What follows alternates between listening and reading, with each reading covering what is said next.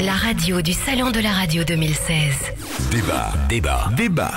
Bon, on est dans le live, hein. Juste un petit truc, c'est que on nous regarde sur la toile et j'ai quelques collègues de radio qui me disent intéressant comme match, et une réflexion qui me dit non, c'est pas possible le live avec en VT en extérieur, c'est pas possible, ça marche pas, c'est pas convaincant. Mais le live en VT déjà il y a je comprends pas. C'est-à-dire que réagir en temps réel à une activité, l'inforoute par exemple, ça c'est du live en VT. Mais vous rigolez, nous on a sorti une formule de Voice Track Minute, c'est ce que j'appelle le Voice Track Minute, où l'animateur en fait est de garde sur la tranche qu'il anime sur la radio. Avec Waze. Avec Waze. Non, c'est plus efficace que ça. Et là, il y a une vraie collaboration entre la radio et l'animateur. Donc l'animateur a enregistré ses voice tracks qui vont être diffusés le jour même ou le lendemain. Et pendant la tranche de diffusion, il est de garde. Et s'il y a un truc qui bouge, il intervient tout de suite. Et dans les 3 minutes, c'est à l'antenne. Donc c'est possible, mais c'est forcément un coût supplémentaire pour la radio en question. Ça représente un coût supplémentaire qui est extrêmement abordable, je le dis tout de suite. Mais qui toujours pas de chiffres. Mais oui, mais ça coûtera toujours moins cher qu'un animateur en direct sur une tranche, le net plus les charges plus le reste. Donc voilà, ça on a lancé ça cette année. Voilà, c'est à l'antenne tous les 3 minutes. Ça demande tout le monde ne sait pas faire ça visiblement. Mais ça demande une petite adaptation technique de la part de la radio, mais qui n'est pas différente de celle d'une radio qui va charger un son sur un FTP pour le diffuser dans les 3 minutes dans le cadre d'un flash info par exemple. À ce compte-là, le voice track, à mon avis, quand on arrive à faire ça, ça commence à devenir de la vraie radio pour moi. On est d'accord. Là, tu m'emmènes dans une direction qui me séduit un peu. Mais on n'est plus dans le. Moi, je crois qu'on n'est plus dans les boîtes comme les nôtres, dans le registre de la petite console Yamaha, du PC, du casque, où on a tous commencé comme ça. Je pense que dans le voice aujourd'hui, les mecs qui font ça depuis quelques temps, ils ont commencé à s'équiper.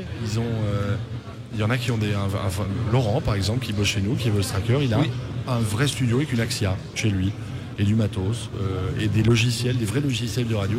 Et il produit son voice track avec ça, pour être dans une configuration qui est vraiment une configuration de radio. Et ça se ressent, mine de rien.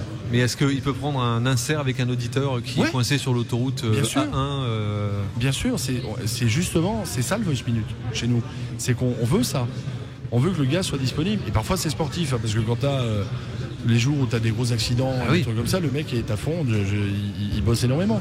Mais est-ce que le caviar de la radio, là où ça fait de l'audience, là où ça performe, on les voit d'ailleurs sur les différentes années de médiamétrie, c'est quand il y a un gros événement, notamment les gros scores sur les radios locales, régionales.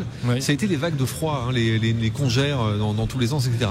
Là pour le coup, ce qui a fonctionné largement, c'est les radios qui ont su se mobiliser, envoyer sur le terrain des journalistes, et puis que les animateurs puissent faire aussi de l'inforoute et rendre ce genre de service. Il y a beaucoup de très belles histoires de radio qui sont liées à des catastrophes au bout du compte. Mais là, le voice track, pour le coup, goodbye. Il y a un niveau au-dessus duquel on n'ira pas. Moi, je pense que si vous voulez vraiment mon avis là-dessus. Tiens, par exemple, tu fais le morning d'une grosse radio régionale, et pendant le morning, il y a effectivement une tempête de neige.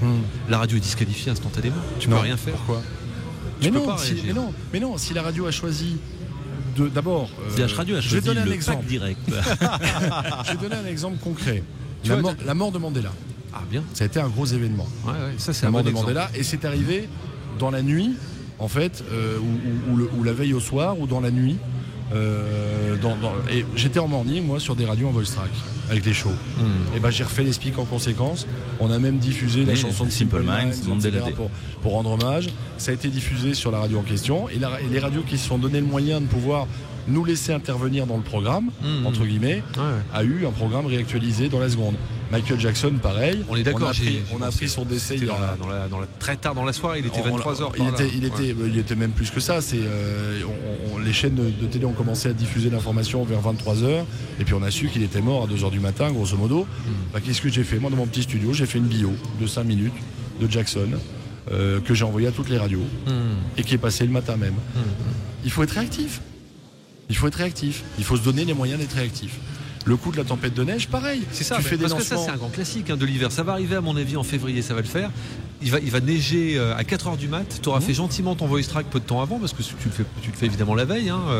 La veille ou le matin même, quand c'est pour l'après-midi. Bien sûr. D'un autre côté, la météo n'est pas forcément un bon exemple. La météo est devenue tellement précise maintenant qu'on arrive à savoir quand est-ce qu'il va pleuvoir et à quelle heure sur Roland-Garros quand même. Hein. Sauf que là, ces moyens météo-là, les radios locales les ont pas. Bah si, il suffit avec les applis météo, tu les as. Tu les as au quart d'heure. C'est l'auditeur aujourd'hui qui fait remonter l'information auprès des journalistes dans les radios. Et tu as tout à fait raison. Voilà, et c'est là où je voulais en venir, et c'est là que je t'emmène.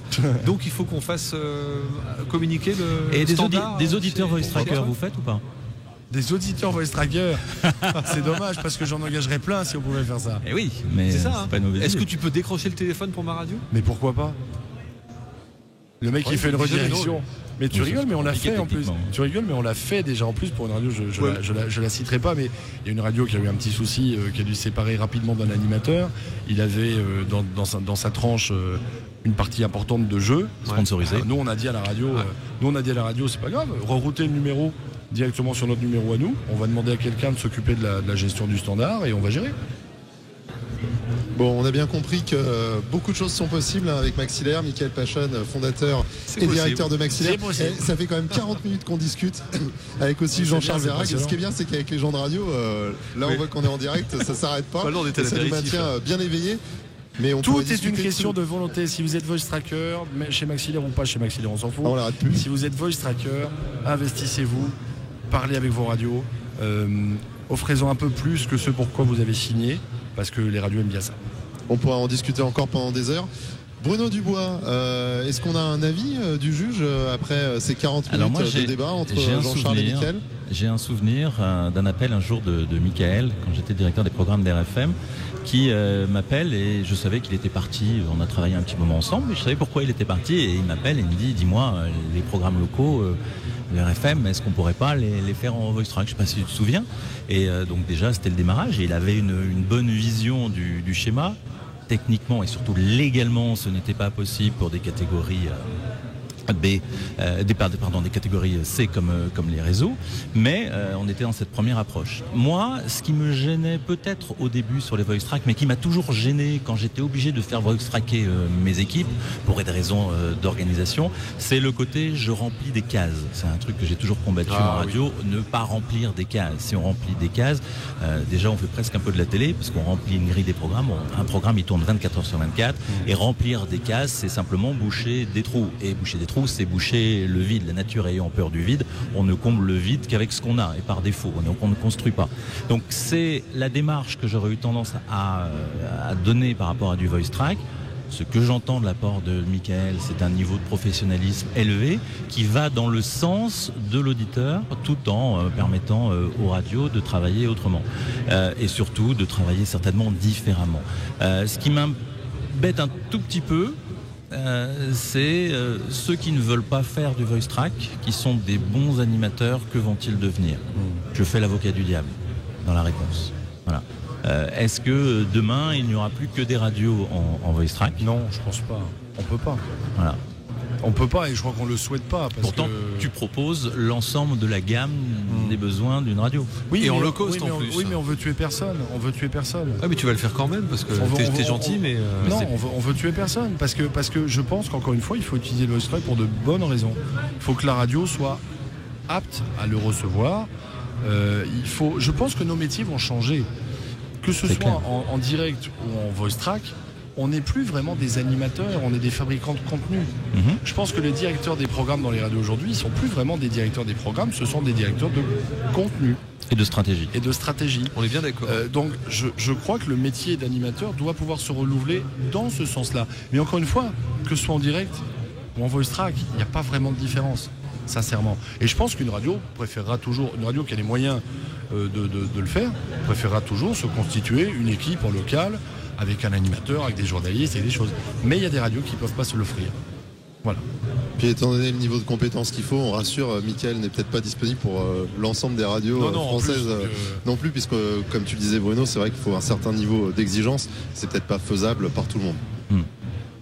Et je dirais juste, hier soir vous avez regardé The Voice? Eh ben non, parce qu'on était ici en train de faire préparer le salon de la radio. Eh ben, c'était une très bonne émission et elle était enregistrée. C'est exactement ce que j'allais dire. Les grosses têtes, c'est une émission enregistrée aussi et ça fait longtemps que ça dure. Et c'est même d'ailleurs, comment dirais-je, assumé à l'antenne de RTL, puisque voilà. Mais depuis la nuit des temps, non, je disais des émissions de radio, enfin depuis qu'on fait de la radio. Je crois qu'on peut vous remercier, messieurs. Donc notre arbitre du jour, Bruno Dubois d'Ackerbis Consultant.